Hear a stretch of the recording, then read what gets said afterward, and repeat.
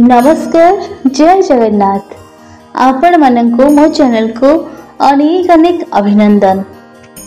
महाभाव महारासर महानायिका श्री राधा प्रभु श्रीकृष्णंकर आह्लादिनी प्रेमशीला अनन्य सौंदर्यमयी आदिशक्ति प्रकृति स्वरूपिणी श्री राधा प्रेम और भक्ति को शब्द रे प्रकाश करने संभव नुहे।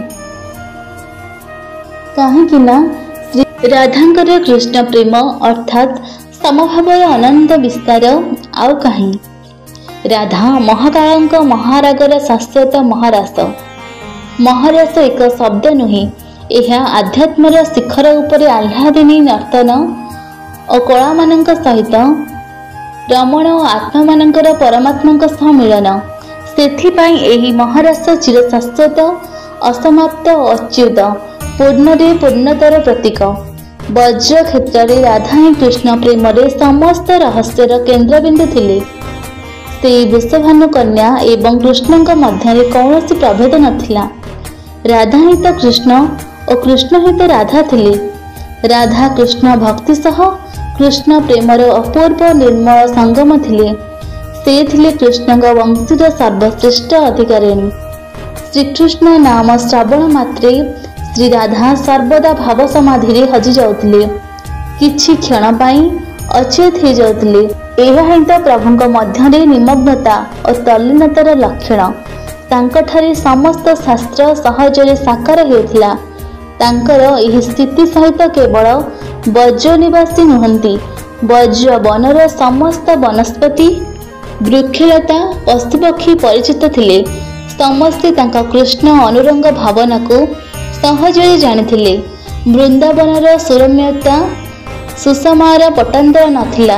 सत्य जेमिति प्रकृति निज सौंदर्यर समसत कोश एठारे अजड़ी देउथिला। एपरि न हेबा किपरि। एठारे रसाधिपति श्रीकृष्ण और रसर अधीश्वरी श्री राधांक नित्य विहार हेउथिला। सेठारे माड़ीथिबा लता पुष्पित वृक्ष श्री राधांक प्रेम भक्तिर अलौकिक गाथा गाउथिले। सेठारे महारासा विरल मुहूर्त भक्तिर अद्भुत संगीत गुंजयित हेउथिला एवं भक्तिर समस्त उपादान गुड़िक नृत्य करुथिले। सेई महारासरे भक्ति भक्त भगवान तीनी ही एकाकार हेउथिले। जेउठी हास्य थिला, उल्लास थिला, मुक्त मिलन थिला, हेले लेस मात्र बासना नथिला। सेथिरे संपूर्ण निर्मलता थिला। गोपिकागण सेमानंक गोपेश्वरଙ୍କ प्रति अर्पित हेउथिले। जेपरि सबु नदी एका संगरे समुद्र मिशि जाती। एही रसमयता एही प्रभुमयता ही भक्ति। समस्त गोपिका श्री राधांक कायर ही प्रकट होते।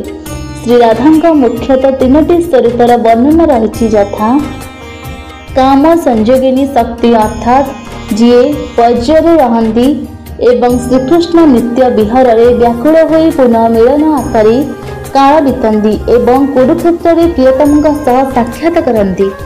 दुईरी हिला वाम वियोगिनी शक्ति अर्थात जे भावती जे मो श्रीकृष्ण मथुरा चलीगले से व्याकुल होई गोलकधाम चलीगले। तृतीय हिला कीर्तिसुते आह्लादिनी शक्ति अर्थात जे जानिथिले से तांको आराध्य प्रियतम श्रीकृष्ण कदापि वृंदावन त्याग करी जीवे नहीं, किंतु कामा और बामा एक कथा जानती नहीं। श्री राधा कृष्ण सबकिछि त्याग करि पारंती, सबकिछि समर्पण करि पारंती। से कलार अधिष्ठात्री देवी जीए निज नृत्य संगीतर निपुणतार प्रेममय पुरुष को आनंद प्रदान करती। से परम ब्रह्म चिरंतनी नायिका, से चिर विरहिणी। राधा कृष्ण एक भिन्न अभिन्न सत्ता। से कृष्ण प्रेम निमग्नता। वज्रर प्रत्येक रजकणा श्री राधा चरण स्पर्श पाई निजर पवित्रता बढ़ई पारिछंती। श्री राधा नाम उच्चारण मात्र श्रीकृष्ण स्वतः चली आसंती भक्त को धरा देबा पाई। जय श्री कृष्ण, जय श्री राधा।